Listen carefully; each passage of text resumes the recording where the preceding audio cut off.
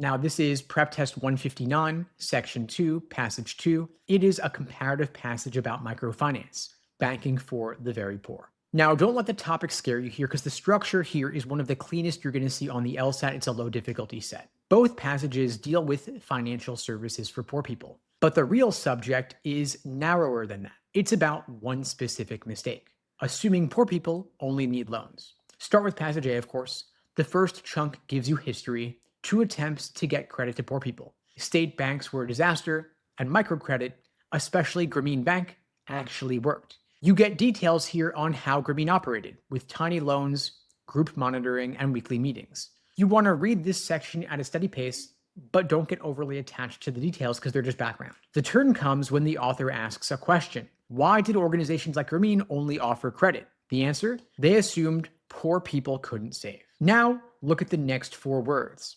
However, was probably faulty. That is the author stepping in. Everything before that question was neutral reporting, and this is where opinion starts. If you miss that shift, you're going to confuse description with argument for the rest of the passage. Then comes BRI. A failing state bank in Indonesia got rebuilt, and this time it offered savings accounts with no minimum deposit. It's the proof. The assumption was wrong. Poor people can save, they just never had the option. And so Passage A does 2 things. It tells you the old story, and then it breaks it. The whole second half exists to undermine one belief that drove the first half. Now, Passage B. SafeSave works in the slums of Dhaka. It's tiny, it's got under 5,500 clients, but the passage is not interested in its size, it's interested in its design. Here's what makes SafeSave different. Bank workers show up at your door every day, 6 days a week. You can save, withdraw, or repay a loan on any visit in any amount. No groups, no rigid schedule. The word to circle in your head here is flexibility.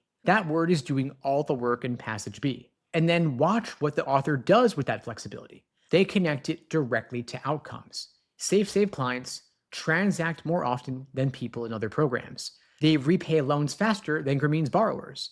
And that comparison to Grameen is deliberate. The author is saying this model outperforms the old one, not because the people are different, but because the product is different. Now, here is one more thing about Passage B. Notice that SafeSave blends saving and borrowing into one service. Clients don't pick a lane, they move between both based on what they need that day. That is the design principle the whole passage is built around. Now, the question, of course, is how do these 2 passages connect? That's where most of the questions are going to come from. First thing, they agree. Both authors think the credit-only approach was too limited. Passage A diagnoses the problem, a bad assumption about saving. Passage B shows what a better model looks like on the ground.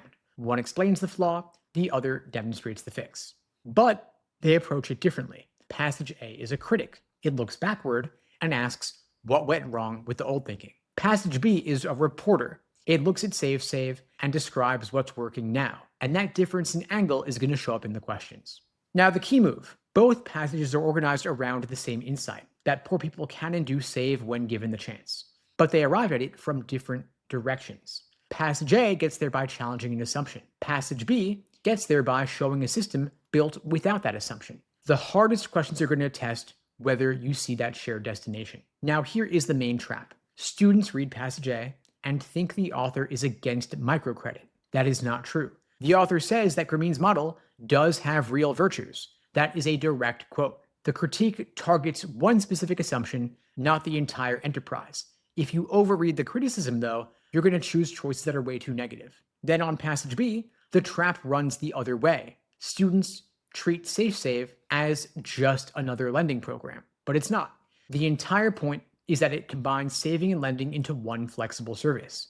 And any answer that describes SafeSave as primarily a lender misses the design. Now, before you touch the questions, check yourself on 3 things. First, what specific assumption does Passage A say was wrong? Second, what feature of SafeSave explains why its clients repay faster than Grameen's? And third, on what core idea would both authors agree without hesitation? Now, you can expect at least one question asking how the passages relate. The wrong answers will either overstate the disagreement, making it sound like they're arguing, or blur the line between lending and saving. If you can keep that distinction sharp, you're going to cut through most of the traps.